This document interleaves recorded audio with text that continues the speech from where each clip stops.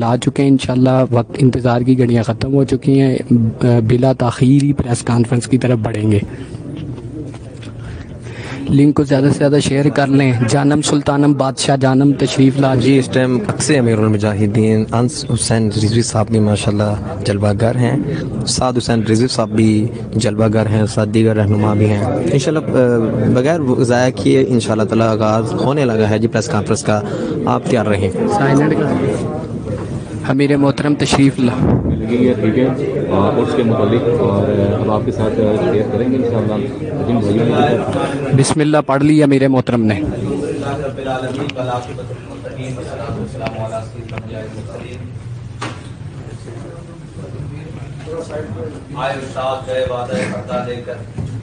بلا تاخیر press conference شروع ہو چکی. امیر المجاہدین قائد ملت اسلامیہ بنافی خاتم النبیین امیر المجاہدین علامہ مولانا خاتم حسین رضوی نور اللہ مرقدہ یہ سالانہ اس کی تقریبات کے آغاز کے سلسلے میں یہ پریس کانفرنس اور آپ ساتھیوں کو مدعو کیا گیا ہے. ان کا نظریہ، ان کے دیے ہوئے افکار اور اقوال جو امت مسلمہ کے لیے مشعل راہ ہے، اور یہ اس کی تقریبات باقاعدہ اپنے شیڈول کے مطابق انشاءاللہ آغاز ہوں گی اور انشاءاللہ اسے انجام تک پہنچے گی. اور ان کے نظریات جس نے پوری دنیا میں ایک امت مسلمہ کے اندر قابضہ لہر اور جناب ایک جو عشق مصطفیٰ صلی اللہ علیہ وسلم کی لہر کر رہی تھی، اسی عزم و استقلال کے عزم نو کے لیے، اسی جذبے کے عزم نو کے لیے، انہی افکار کو مزید اقوام عالم تک پہنچانے کے لیے اور اپنے لوگوں کے دلوں میں دوبارہ سے اسی روشنی کو مزید اجاگر کرنے کے لیے اس تقریب کا اہتمام ہے. اور ہمارے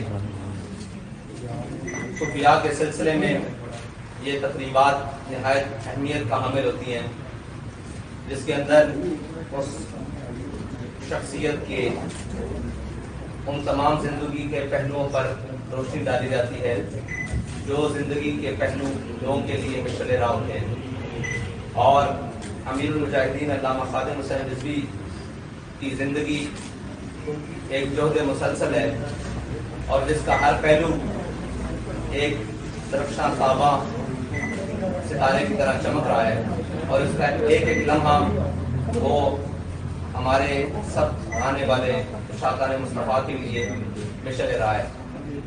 اسی سلسلے کو مزید آگے بڑھانے کے لیے یہ نہایت طویل اور بڑی خوبصورت اور 3 روزہ اس کی تقریبات رکھی گئی ہے، جنہیں انشاءاللہ اس کے اندر پاکستان نے بین الاقوامی سطح کی تمام شخصیات جن کو ہم نے مدعو کیا ہے، اگر کوئی رکاوٹ نہ بنی تو وہ انشاءاللہ تشریف لائیں گے اور اپنے خطابات سے اور اپنے افکار سے انشاءاللہ لوگوں کے دلوں کو منور کریں گے.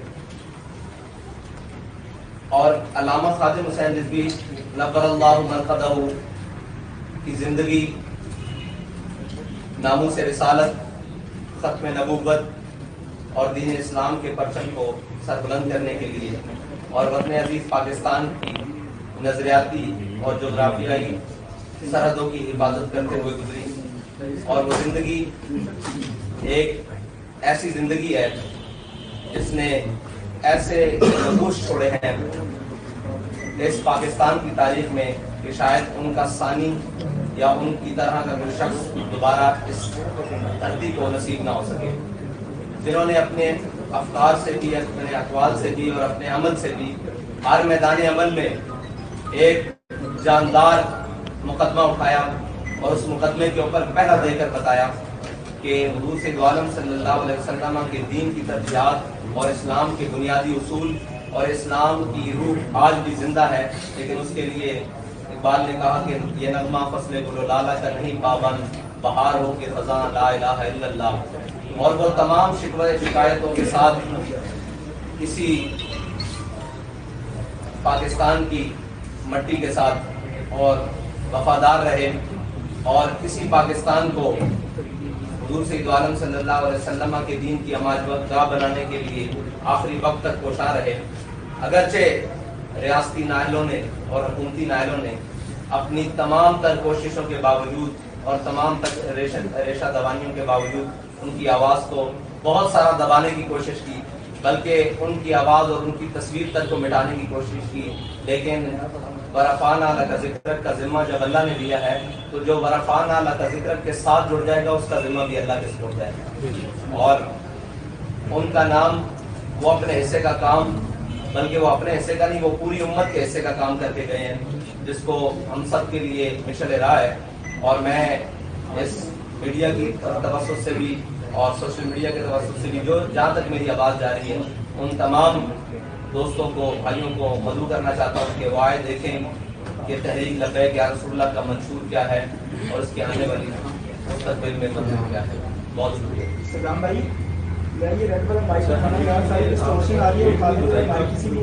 19-20-21 نومبر کل سے زور سے اس کی تقریبات شروع ہو گئی.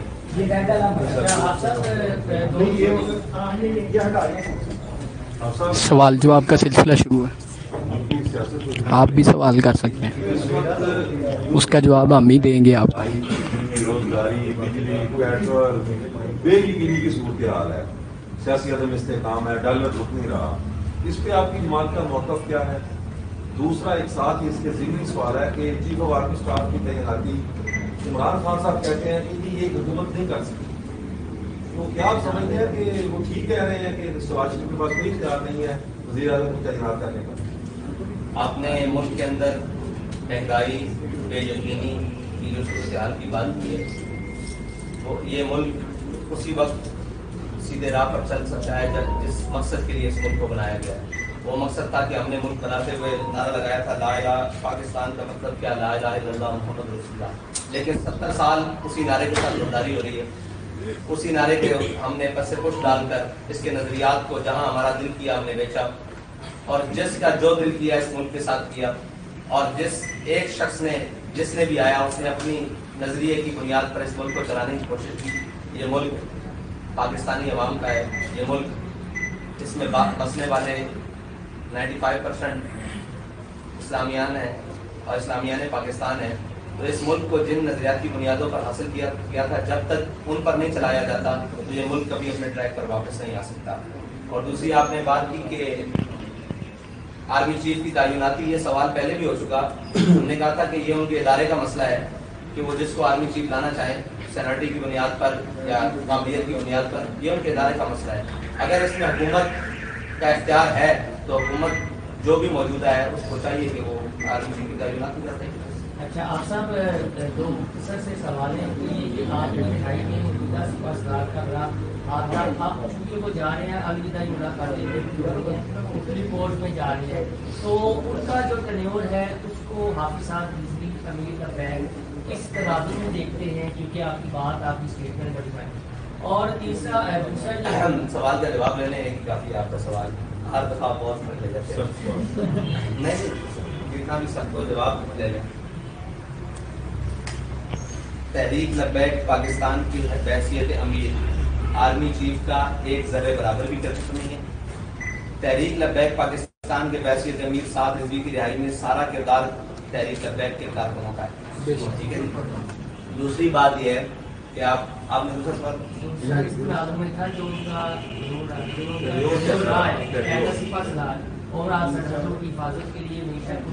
نہیں، وہ تو بڑا عجیب ہے. کشمیر کی فروخت اسی ٹینیور میں ہوئی ہے. یہ اتنا بڑا کلک ہے کہ جس کو کبھی وہ شاید اپنے ماتھے سے دھو نہ سکے. بتا دیں کہ اس وقت تمام جو مذہبی جماعتیں ہیں وہ سودی نظام کے خلاف جو ہے جدوجہد کر رہی ہے، تو حکومت اب ختم کرنا چاہ رہی ہے. تو یہ سنجیدہ آپ کو نظر آ رہی ہے کہ یہ کوئی بیچ میں اگر حکومت سنجیدہ ہوئی تو اس کی سنجیدگی سامنے آ جائے گی. ابھی تک تو بیان بازی کی حد تک ہے. ہم اس وقت کا انتظار کر رہے ہیں.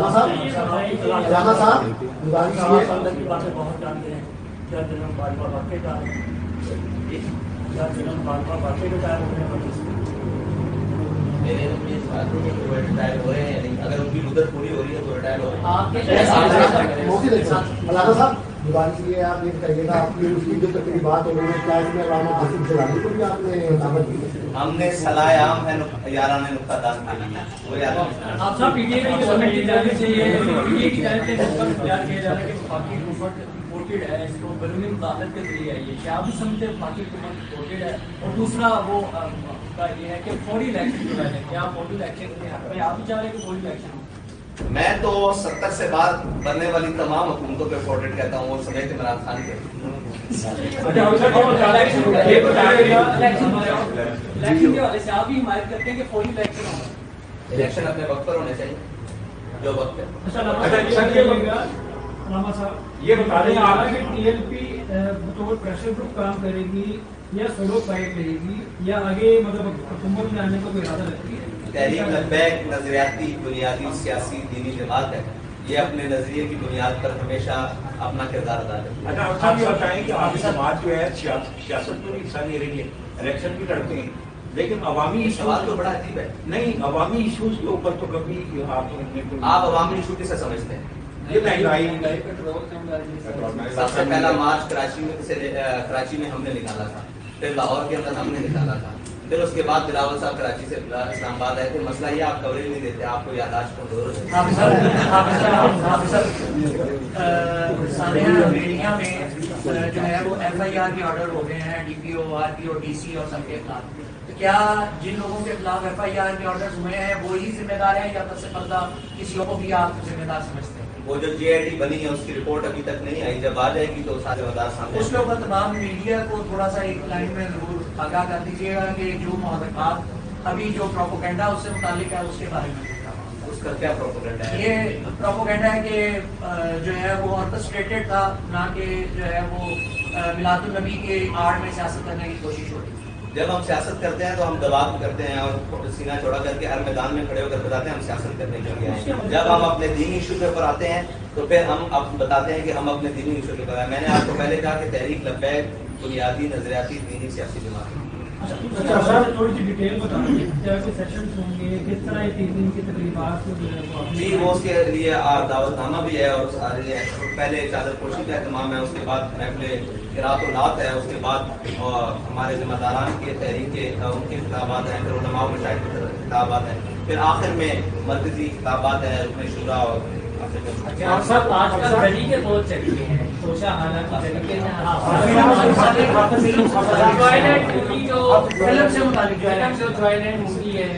آپ دیکھیں اس ملک میں مالک فلم نہیں چل سکی, وہ کن کے خلاف تھی؟ ان طاقتوروں کے خلاف. تو اس ملک میں وہ فلم کیسے چل سکتی ہے یا وہ چلانے کی کوشش کی جا رہی ہے جو اسلام کی بنیادی اساس کے خلاف ہے؟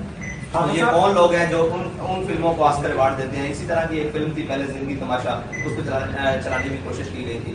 اور یہ ایک مغربی ایجنڈا ہے, یہ آج کا نہیں ہے. یہ ہمیں ہمارے جو سیاستدان ٹرانسجینڈر قسم کے سیاستدان ہیں ان سے ورثے میں ملا رہا ہے. جس کا جو دل آتا ہے وہ ان کی نظریات کو, ان کی چیزوں کو. ابھی سلمان سودی کی میں ٹویٹس پڑھ رہا تھا, اس نے کہا کہ وہ میں ایڈوائزر ٹو پی ایم ہے, وہ کہہ رہا تھا کہ میں نے بہت کوشش کی اور یہ وہ. جب ہمارے مقتدر لوگوں کے, مقتدہ لوگوں کے, جو پاکستان کی سب سے بڑی سیٹ ہے اس کے دائیں بائیں ایسے لوگ بیٹھے ہوں گے جو ایسی چیزوں کو پروموٹ کرنا چاہتے ہیں, تو پھر وہ کیا سمجھتے ہیں کہ مذہبی طبقوں سے ان کا یا دینی طبقوں سے یا معاشرے کے جو بھی ایک حساس طبقے ہیں ان سے ان کا ٹکراؤ نہیں ہوگا؟ بالکل ہوگا ان کا ٹکراؤ. یہ ان کو خیال کرنا چاہیے کہ ہم جس منصب پر بیٹھے ہیں اس منصب کا جو بنیادی حق ہے وہ یہ ہے کہ پاکستان اسلام کا قلعہ ہے, اس میں کوئی بھی چیز جو اسلام کے خلاف ہے وہ نہیں ہو سکتی. آپ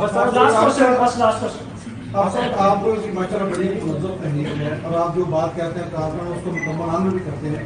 یہ 3 روزہ جو آپ کا عرس ہو رہا ہے اس میں یہ راستے باندھ رہے ہیں آپ, تو کیا اس کے لیے آپ نے انتظامیہ سے کوئی ایل او سے لیا یا اس کے متبادل آپ نے کچھ ریٹ کیے ہیں یا یہ بس اپنے طور پہ یہ سارا ہوگا اور یہ راستے عوام کو بھی کافی تکلیف ہوتی ہے سب صبح سے یا یہ راستے بند ہوتے ہیں؟ ہم اس کا کوئی متبادل یا کچھ اچھا آپ کے پاس طریقہ؟ جی جی ہم نے انتظامیہ سے تقریباً 1 ماہ ہو گئے ان کے ساتھ مسلسل رابطے میں, اور ان کی طرف سے نو رسپانس, کسی قسم کا کوئی جواب نہیں آیا, کیونکہ وہ خود روڈ بند کرنے میں مصروف ہے, وہ خود دھرنے دینے میں مصروف ہے, ٹھیک ہے, اور ان کی ڈیوٹیز لگی ہوئی ہیں کہ وہ شاہراہیں بند کریں.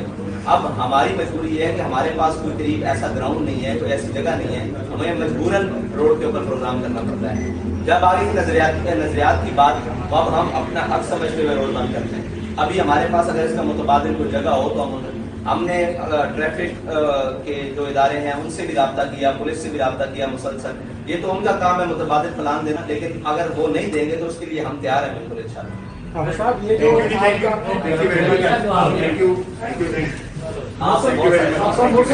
موسم فی الحال